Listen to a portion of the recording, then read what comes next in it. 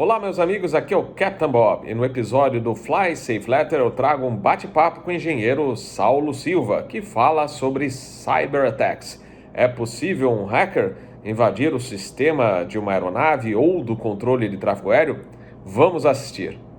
Bom, para quem não me conhece, meu nome é Saulo. Eu comecei a minha carreira como controlador de tráfego aéreo no Brasil. E aí fiquei como controlador de tráfego aéreo 12 anos no Departamento de Controle de Espaço Aéreo. Depois eu me formei em engenharia e aí eu passei para a área de planejamento e execução no quartel-general do Departamento de Controle de Espaço Aéreo no Brasil.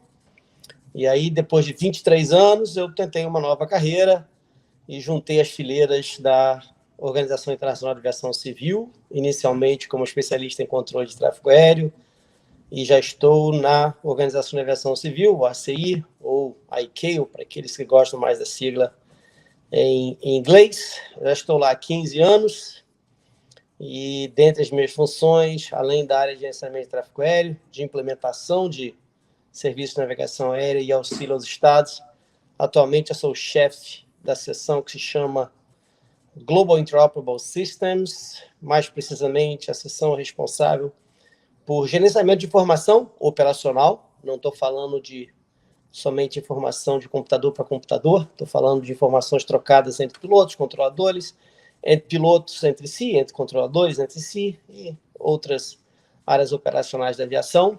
É a minha área atualmente, chefe da área de Cyber Safety and Resiliency para aviação internacional. Então, isso é a minha atividade na ICAO atualmente. Bom, Saulo, seja bem-vindo ao canal ASA. Não é a primeira vez do Saulo aqui no nosso canal de aviação, é a segunda. Ele já participou de outro episódio falando de comunicação, etc. Depois vou deixar o link aí para vocês neste episódio. E já que você tocou no assunto, né, e o próprio título da matéria chama atenção sobre isso, e a gente também está vivendo, né, novamente uma fase aí complicada que a gente lembra atentados terroristas, né? A gente viu o problema todo, está vendo, né, o problema todo no Afeganistão, e a gente sabe que de lá a gente surgiram células terroristas e a gente se preocupa sempre com possíveis ataques, né? E já que você cuida dessa área, Saulo, queria saber, é possível interferir no sistema de uma aeronave, alguém ou a bordo ou de fora? Tem como? Depende do que você chama de sistema de aeronave. Vamos lá, vamos começar então especificando o que você chama de sistema de aeronave, porque a aeronave ela é dividida por domínios, né? Todo mundo sabe disso. Você tem o domínio de controle da aeronave, que é o que você tem no cockpit. Você tem o domínio de informação da aeronave, que são aquelas informações trocadas entre o cockpit e a cabine. E você tem o domínio de entretenimento. Todas essas três, chamar elas de redes, elas são isoladas, completamente isoladas uma da outra. Você não consegue pular de uma para outra. Todos os fabricantes de aeronaves e de aviônicos, eles garantem que existe um air gap, né, entre essas redes. Então, você não consegue de um sistema pular para o outro, de uma rede pular para outra, porque elas têm um air gap entre elas. Então, para eu te dar uma resposta simples agora, não existe como haver uma interferência agora, atualmente, pelo menos provada, que se consiga entrar no domínio de controle da aeronave, ou seja, no cockpit da aeronave.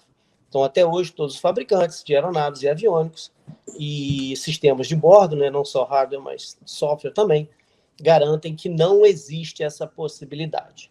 Óbvio que existem estudos, pesquisas e alguns pesquisadores que têm noticiado a possibilidade de entrar em outros sistemas, por exemplo, sistema de entretenimento da aeronave, usando os links que eles têm acessível ou até mesmo as antigas portas USB que existem a bordo das naves. E são todos estudos, todos feitos em laboratório, nenhum deles foi feito e provado na prática, ou seja, a bordo de uma aeronave.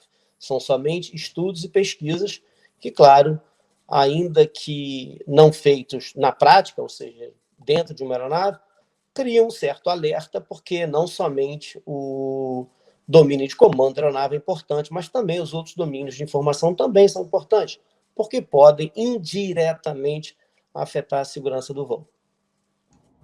Perfeito, Saulo. Então, um alívio, né? Porque você, como comentou, né, muitas notícias circularam na mídia já faz um tempo, né, falando que talvez um passageiro teria, através do sistema de entretenimento, invadido os computadores da aeronave, então não procede. Existe um estudo, mas nada que realmente tenha sido comprovado que aconteceu isso, então é inverídico, é uma fake news, né? Exatamente. Tudo são, muita gente tem estudos a esse respeito, nunca se provou a possibilidade, até mesmo porque, por causa do eu disse, se você está numa dessas networks, você não consegue pular para outra. Existe um air gap entre elas, isso são padrões já definidos pelos fabricantes de aeronaves, pelos fabricantes de aviões, que não permitem você pular de uma para outra. Estou falando para você o estado atual da informação. Óbvio que com o passar do tempo, com a evolução dos sistemas de bordo, por estarem cada vez mais conectados, por exemplo, se você considerar o Electronic Flight Bag, né, que hoje em dia muitas aeronaves utilizam os iPads, e aí é diferente. Você consegue entrar nesse domínio, que é um domínio de informação, não é um domínio de comando, obviamente, é um domínio de informação que é suscetível e que tudo deve ser feito. Existem padrões a serem seguidos para evitar não somente a interferência nesses sistemas, mas eu digo que o mais importante não é nem você interferir diretamente no comando da aeronave, ou seja, é também importante, claro, obviamente, mas é também importante você prevenir que informações erradas cheguem aos outros domínios. Você imagina as consequências que podem acontecer de uma informação que chegue errada a um Electronic Flight Bag, por exemplo, que pode atrapalhar o balançamento de aeronave, pode atrapalhar o segmento de um voo, um plano de voo que tem que ser alterado, enfim. Então, todos esses domínios devem ser protegidos igualmente. Então, hoje em dia, não há essa possibilidade de interferência no domínio de comando da aeronave, mas os outros domínios que estão mais suscetíveis, porque são mais abertos ao público, principalmente a parte de entretenimento, também tem que ter a sua segurança garantida também.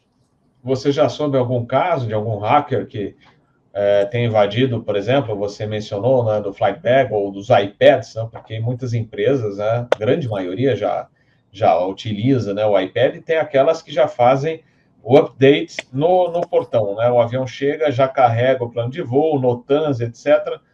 Você soube de algum caso ou ainda não aconteceu e a gente espera que não aconteça? Até hoje não tem nenhum caso documentado, nem no sistema de comando da aeronave, nem no sistema de informação da aeronave.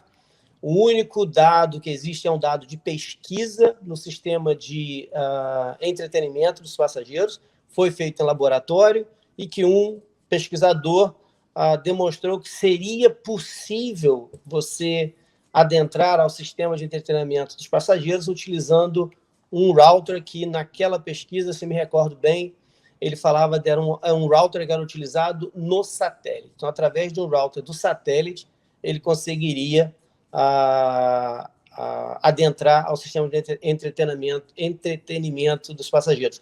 Mas isso também, de novo, foi somente relatado em laboratório, em pesquisa, não numa situação real. Bom, para a gente finalizar, quais seriam hoje, além desse assunto que a gente já está tratando aqui nesse bate-papo, as maiores preocupações da ICAO, né, com relação a ataques, etc., o que vocês estão trabalhando mais no sentido de garantir a segurança da operação do tráfego aéreo? Essa é uma pergunta interessantíssima, Robert, porque a gente está falando dessa área de cyber safety and resilience, e por isso a gente chama de cyber safety e não de cyber security exclusivamente, e resilience, porque é aceitado pela comunidade que não existe sistema que é 100% seguro. Isso não existe. Toda vez que você cria um novo sistema de segurança, os malfeitores vão pesquisar, vão correr atrás para tentar descobrir uma forma de bypassar esse sistema de segurança. E vão encontrar. porque eles têm mais tempo, eles podem tentar 1 bilhão de vezes e eles só precisam acertar uma vez, né? Uma vez para eles já representa o sucesso. Então, a gente não acredita no sistema que seja 100% seguro. Por isso mesmo, a gente está focado na área de safety e resiliência. Por quê? O nosso objetivo é que, ainda que um sistema sofra um ataque que possa afetar as operações aéreas, nós temos sistemas in place, sistemas lá, que possam manter a resiliência e continuidade das operações. Ou seja, ainda que sob ataque, isso não deveria afetar a segurança das operações aéreas. Esse é o nosso foco hoje em dia. Na ICAO existe um projeto muito grande que, por coincidência, eu que estou gerenciando, que a gente chama-se da criação de uma International Aviation Trust Framework. Basicamente, é você criar um sistema que vai reduzir a probabilidade de um ataque cibernético trazer problemas com relação à segurança das operações aéreas. Isso está sendo desenvolvido, pelo menos pelos últimos 6 anos. Para ser sincero, a gente está atrasado nesse projeto, isso já deveria estar implementado há muito tempo, mas basicamente é uma forma de você controlar o acesso e a identidade de todos aqueles participantes do sistema de navegação aérea. Isso está sendo desenvolvido rapidamente, tomou muita força nos últimos 2 anos, exatamente porque é reconhecido que a digitalização está aí, veio para ficar, está ajudando a garantir, a melhorar a eficiência da aviação, do sistema da aviação como um todo. Agora, essa digitalização e essa interconectividade traz também associado a ela os desafios. E esses desafios é o que a gente está tentando reduzir. O maior desafio é como ter todos os sistemas interconectados e, ao mesmo tempo, evitar que essa interconectividade abra portas para um possível ataque cibernético. Esse é o grande desafio. E, por isso, esse projeto chamado de International Aviation Trust Framework vem exatamente para cobrir essa lacuna. Ou seja, ainda que conectados, nós não teremos os problemas associados a um ataque cibernético, reconhecendo que eles poderão vir a qualquer momento. O que a gente precisa estar assegurado, estar seguro, é que, ainda que exista um ataque, esse ataque não afetará a segurança das operações aéreas, a bordo ou no solo. Estamos falando de aeronaves e estamos falando de sistemas implementados no solo, sistemas utilizados para gerenciamento de tráfego aéreo como um todo. É verdade, lembrando inclusive do próprio CPDLC que a gente comentou naquele outro episódio. Você imagina se alguém consegue invadir esse sistema e começa a passar mensagens que não são verdadeiras para os aviões. Então, realmente é necessário ter um sistema que garanta a segurança dessas mensagens e que não exista a possibilidade de um hacker invadir e causar um acidente. Exato. Você citou um grande exemplo, né, que é o CPDLC, que roda em cima de um sistema chamado ACRS. E o ACRS, quando foi criado, ele não tinha a mentalidade de uma proteção contra um ataque cibernético, porque naquela época em que ele foi criado, essa ameaça cibernética era considerada praticamente inviável, porque a gente sempre utilizou redes privadas e desconectadas. Hoje em dia, já se tem uma opinião diferente a esse respeito. Os sistemas ACRS, eles são, infelizmente, ainda um pouco vulneráveis, então eles estão evoluindo também para evitar que qualquer pessoa possa enviar uma mensagem a uma aeronave sem ter autorização para fazer. Então, a gente continua trabalhando nesse processo também, e esse projeto, a International Aviation Trust Framework, vai cobrir todo esse tipo de comunicação, seja ela ar-terra, ar-ar ou terra-terra. A intenção é que todo esse tipo de comunicação, todas as comunicações que são críticas, e mesmo aquelas que são não críticas, mas que são utilizadas para o planejamento do voo, sejam protegidas contra o ataque cibernético. Ou, não protegidas somente, mas sejam resilientes ao ataque cibernético. Ou seja, mesmo que um ataque aconteça, teremos formas de bypassar ou redirecionar essas comunicações para continuar com as operações aéreas de forma segura. Os nossos agradecimentos ao Saulo Silva, engenheiro, que trabalha hoje na ICAO, ou Organização da Aviação Civil Internacional, ou ACI, aqui no Brasil. justamente no combate aos ataques ou possíveis ataques cibernéticos ao sistema da aviação, não só em aeronaves, como também no controle de tráfego aéreo. Muito obrigado, Saulo. Até a próxima. Robert, foi um prazer. Obrigado pela oportunidade. Estarei sempre disponível. Grande abraço. Valeu.